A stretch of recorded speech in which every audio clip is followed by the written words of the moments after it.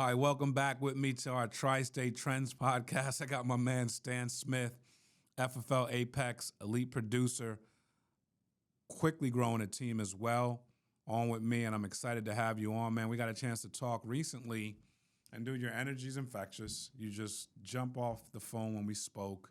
You know, you have a lot of energy. Rob's got nothing but great things to say, and you're constantly killing it and trying to find new ways to kill it even more, man. So it's an honor to have you on today, brother. How you feeling? I'm feeling great, man. A little nervous, on here with the Mark Me, You but got hey, what nothing can to I be say? I'm nervous excited to be about, here, man. I'm bro. excited. So, Well, dude, we're excited. You got nothing to be nervous about. We're only going to ask you questions that you know the answer to. And at the end of the day, dude, you've killed it. You've made a way to get your name out there and to continue to grow what you're doing. So we're appreciative to have you, man. So tell yeah, us a little bit about your backdrop. You know, kind of where you're coming from, and how'd you find Family First Life? that's everyone laughs when I say this, but I got DM'd. I fell for that little DM recruiting trick. They DM'd me on Instagram, was like, "Hey, we got an opportunity." But just kind of where I come from a little bit. I grew up in Southern Illinois, kind of out there in the cornfields, a little bit, and my dad was a plumber. So growing up, I was always out there chopping firewood, doing plumbing. And from a real young age, me and him used to always just butt heads because he wanted me to, learn how to plumb and do this. And I was like, man, this just is not for me. I definitely don't want to do this for the rest of my life. Learning how to crawl spaces, getting up dirty and muddy. So that wasn't for me. And I was always real big in basketball. So basketball player my whole life up until obviously this last year when I stopped going to college. But I moved up to my mom up in the Northern Illinois area when I was a junior in high school. Did my last 2 years there. And then when I had stopped, I was actually a personal trainer at a gym. So I did that for about 9 months, 10 months. And I got hired on as a personal trainer, but they needed someone to close a weekend shift. And I was like, I'm young, need the money. Let me get the weekend shift. Mm. And they had a commission structure there where like if you sold personal training, supplements, memberships, right? That's where the bulk of my money came from that job because I was only making $13 an hour. Got it. So but I worked that one weekend shift. It was a Sunday. I had the closing shift, so I worked from noon to 9. And I ended up selling 9 memberships in one day. So that Wow. was just crazy. It was a big deal. And Wow. I'll tell you what, I've never trained a client after that day. So they just had me on the sales shift every 2 months I quit. So I was And like, hey, do you know Stan? Remember Stan over in training? Dude, he yeah, sold 9 memberships yesterday. I think maybe we never should move went him to back. sales. Yeah.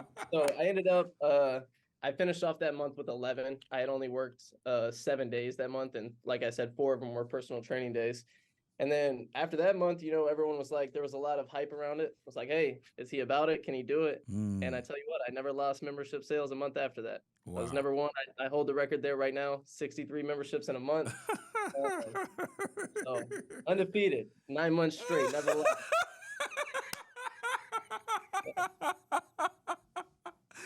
I love it, man. Dude, you have amazing energy. I mean, if you were selling me a membership, I'd probably get it too, because I came into the gym to get a membership and I meet you, and it's like it would be hard to say no to you.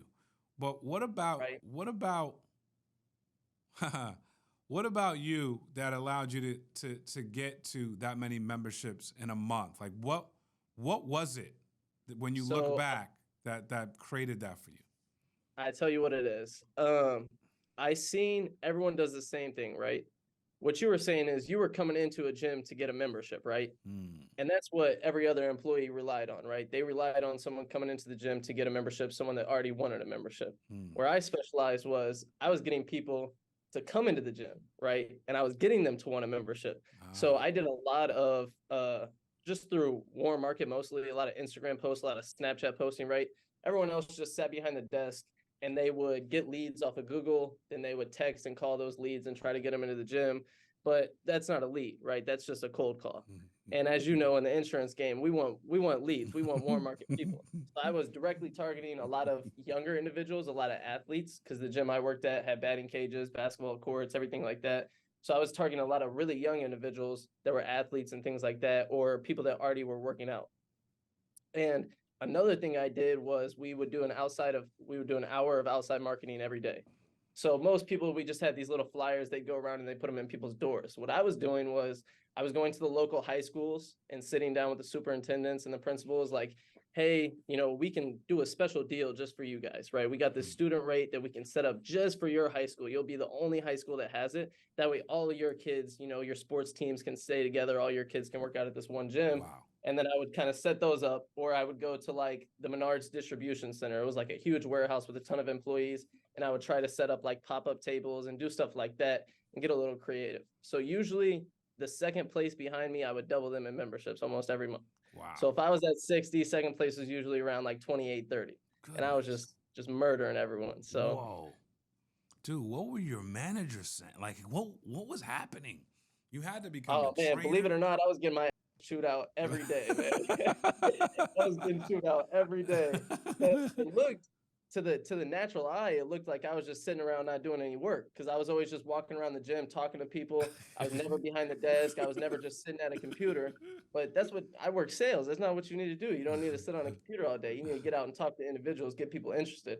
So I did a lot of referrals, right? We had this little, and I'm a little sly guy. I'm a little salesman. So we had this little body weight machine where it would read how much your arms and legs weigh, and it would tell you your body fat percentage and water percentage, everything like that. And what I would do is, it's free to use, but I'd be like, oh, you only get to use it once every 6 months, and it says on your file you've already used it. But I'll tell you what I'll do.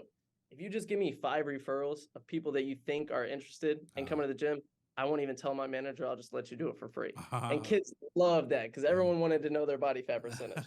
I just had people always like giving me referrals, just running me referrals. So,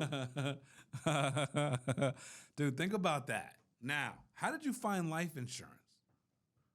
So I'll tell you, February, I didn't even know that life insurance was a thing, right? When I hear Rob talk a lot about what FFL's goal is, no one goes to middle school and says, my dream job is to be a life insurance agent. Right. And that is so true up until kind of this point now, where like a ton of younger individuals want to get into it. I thought life insurance was just like some State Farm old dude that wore a suit and sat behind a desk. I did too, 100%. Right. That's what I thought it was. So then in February, Rena had, and it wasn't even Rena that DM'd me. It was a marketing person DM'd me from Rena's account and was like, hey, there's an opportunity. Do you want to hop on a call to talk about it? And I was like, well, I mean, if it's good money, I'm always looking for a new opportunity. Right. Because at the end of the day, like, you never know something until you know it, right? So I found out what it was. I hopped on a call with them, and she pitched it to me, and it was like, dang, that sounds really good, almost too good. And I ended up not even getting licensed. Mind you, she reached out at the very beginning of February. I ended up not even getting licensed or even starting the course until like halfway through May, and then I got licensed mid-April. So halfway through March. It took a little bit of convincing. Halfway through March? No. Oh, yeah. Halfway through March. Yes, halfway through March. Did you end up going to annual convention or no? I didn't. I went to the Dallas one down here. Okay, I spoke at that one as well. Okay, so, cool. But that's the only convention I've ever been to, which was amazing, by the way. But think about, I'm saying all this so everyone is thinking about this, and that you're even thinking about this. And how old are you, Stan? I'm 20, so I got a little bit till I'm 21 too. Well, dude, at the end of the day, you can't even legally drink.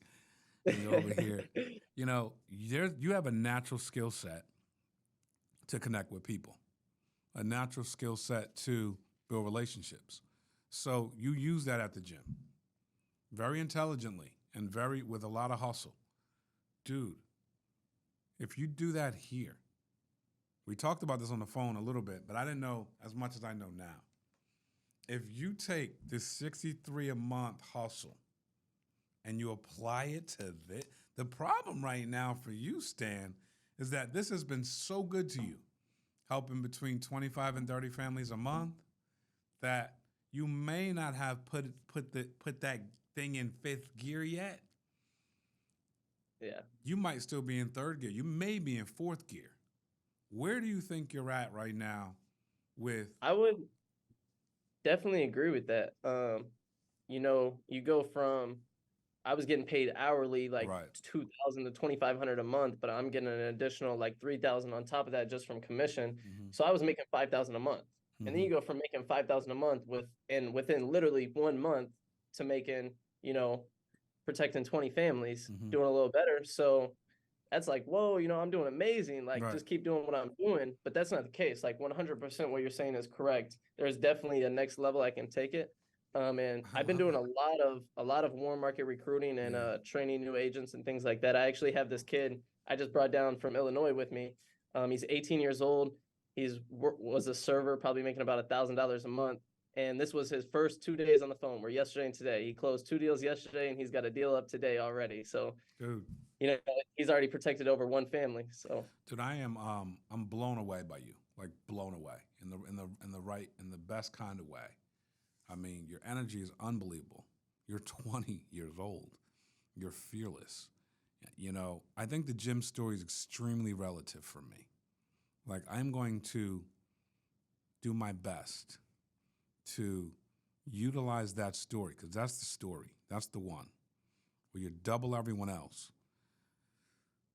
to try to get you to see what you're capable of doing here. Like, you're doing great things, and that's amazing. And you're building a team. I mean, warm market, I love it. You know, you're probably at a 4. Your potential is, whoo. that's a nice way of telling me I suck right now, huh? No, you're doing great. That's the thing. I'm just teasing. You're doing great. That's part of the problem. Part of the problem is you're doing great, And if I can get you to see, and you're 20, it's hard, but you're beyond a 20-year-old though. But if I can get you to see that the 4 that you naturally pace at, which is like someone else's 8, that's your gift. Yeah. That's your gift because you're so magnetic. But if you went to someone else's 8 with your how magnetic you are, game over. Yeah. That's the deal. And I mean like game over. That's selling and building. Game over. You're naturally a warm market guy. And I didn't know that when I talked to you on the phone, but now I'm hearing how you built your gym clientele. That's the best story I've heard in a long time. I love it because it tells me so much about you. So it's exactly the reason why you're bringing in people the way you're bringing them in. And it's also the exact same reason why your deal can blow up, like massively. But I want you to leave this meeting knowing that I know that you're out of 4. And your talent level out of 4 is just really good. So Yeah. It looks like you're at an 8. But, bro, this gap in here, whew, this is all you, bro.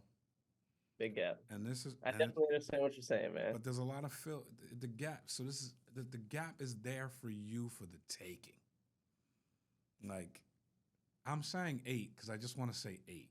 I like 10s, but I'm not going to do that today for you, for the audience. I love you guys. But this gap right here, this is yours. You're so talented that you make it seem like you're filling that gap.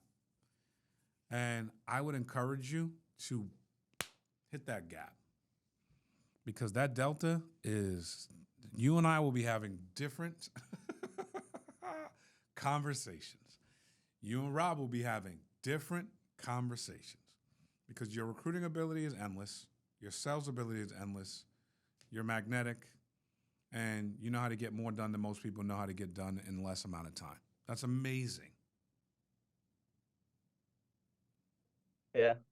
I definitely need to turn it up. I got Let's you. go. Let's go. Let's go. At the same Did, time, man, what are you doing warm market-wise to bring in the amount of people you're bringing in from different walks of life that you know? A lot of it is just really just social media posting. Like I make posts about kind of the life I live in. Everyone's seeing me. What people don't realize is 3 months ago, Stanley drove a 2000 GMC Sierra with 280,000 miles on it that, was damn near broken down with dents and rust all over it.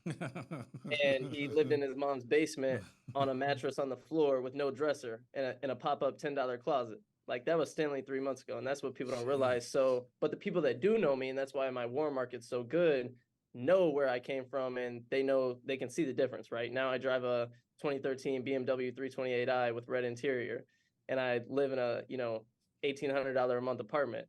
That's a huge difference from where I was 3 months ago. So those people see that and they obviously know that like it's real, it can happen, it's possible. And that helps a lot. And then just posting like, hey, keep clocking into that 8-hour job. I'm gonna just sit out here by Rob's pool and close a deal, or I'm gonna take a trip back to Texas or Illinois and work from there and work out of the Naperville office and things like that. And it's like that excites them. People, especially at my age, love freedom. No, you yeah. know, and honestly, it's not even the money that gets these people. It isn't. I can tell people how much I make all year, and they just go, "Oh, okay, cool." It's the freedom and the access to the potential what really gets the young people going and gets them fired up. So just kind of pushing that out there through social media and things like that, and having a lot of conversations.